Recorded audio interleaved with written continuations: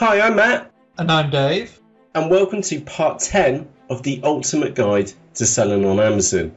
And in this video tutorial, we're going to be looking at the key to Amazon, which is the ASIN. Now, Dave, up on our screen right now, we've got some household items. We've got a Shaun of the Dead DVD. We've got a candle, some coffee, which motivates me most days. We've got a loaf of bread, some fish food, and 2 books. Now, the thing which each of these products have in common is a barcode. Now, as Matt has described all those different items, some of them do have a different style of barcode, and it may surprise you to find out that there are different types of barcodes for different types of products. That's right. So if you're in Europe, then the barcode is actually called an EAN, which stands for European Article Number. And that basically goes for anything which is sold within the European Union and is not a book. Just to add that clarification on. Yeah, books are special. Books are special, and we'll find out about those in a moment. Next up, we have a UPC. And I think this was the first term that was used for a barcode other than barcode. And it stands for Universal Product Code. And a UPC is commonly found for anything that is sold in the USA and Canada that is not a book. And next up, we've got an ISBN, and that's the International Standard Book Number. And funny enough, that's used on any book around the world. And the last one, Dave. Finally, we have what is now known as the GTIN, or the Global Trade Item Number. And this is like the new global standard barcode for everything that is non-book related. That's right, Dave. And the thing is that a UPC and an EAN, or there is another one called a JAN as well for Japanese article number, and they're just different forms of GTINs. Now, that's a lot of acronyms, Dave. What does this mean for us when it comes to Amazon and you? Now, this all boils down to a key. And what we mean by that is that when it comes to Amazon, is that the key for Amazon is something called an ASIN.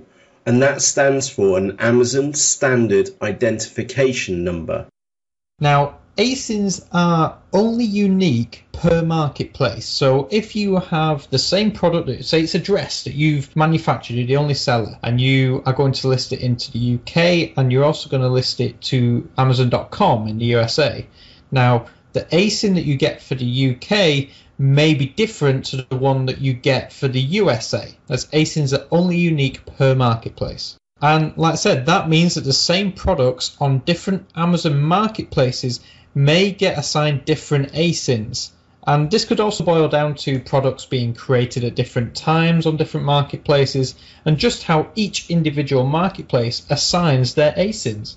That's right. And what this actually means is that when you upload a brand new product to Amazon, is that the ASIN, or the Amazon Standard Identification Number, is their identification number for an EAN, for a UPC, or for a GTIN.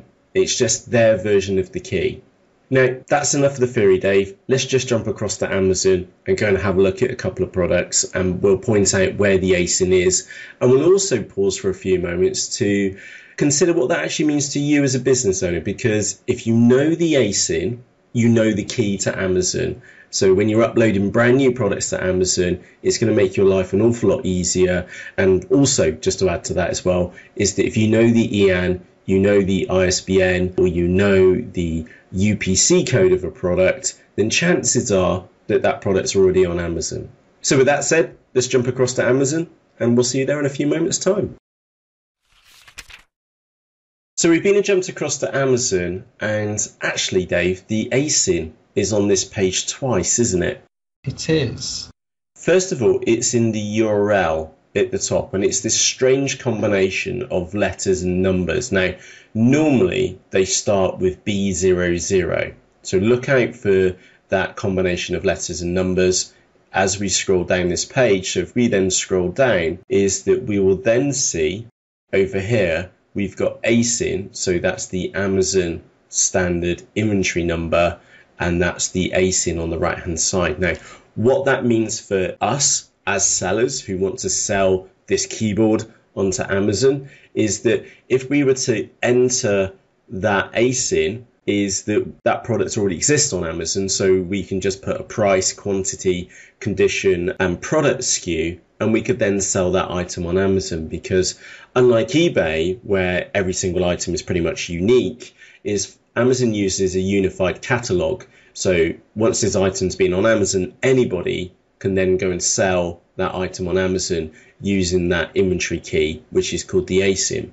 If we then move on and then look at a TV, is that this TV is actually available in two different sizes. It's available in 32-inch and 40-inch. So if we scroll down and then look at for the ASIN in here, so we can see it ends in HIK, is that if we go up and choose a different size, we'll see that the page refreshes, and then go on back down to the bottom, is that we now see that the ASIN's been changed. So one product page on Amazon can represent more than one ASIN. Moving on and looking at a pair in pairs game, we can also see that we've got the ASIN in the URL. And if we then scroll down, we've got the ASIN section here on the right hand side, and we can see the ASIN for this product is B002 PDM288. So if we knew what that ASIN was, we could then sell this item on Amazon. So if you've got this product in your inventory and you knew what that ASIN was, then you could then go on to Amazon and then go and sell it.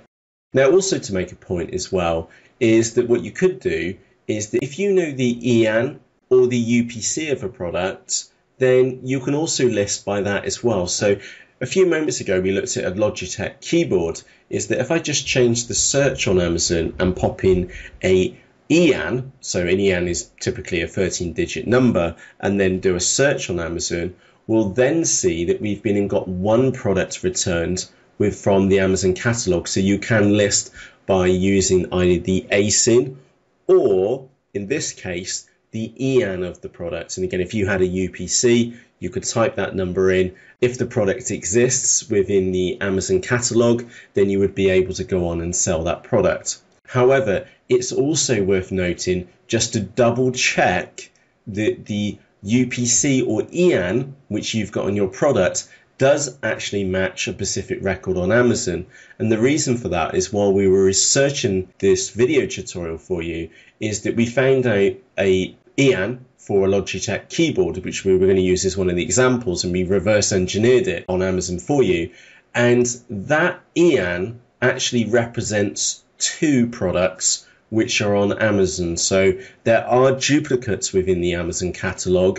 Again, they may represent exactly the same products, but if we look at this product right now, would you want to sell on the product which has 215 reviews, or would you want to sell on the product which has no reviews? Now, with Dave's giggling there in the background, because he knows as a buyer on Amazon that we would trust a product with lots of reviews over a product with not many reviews at all, if not none.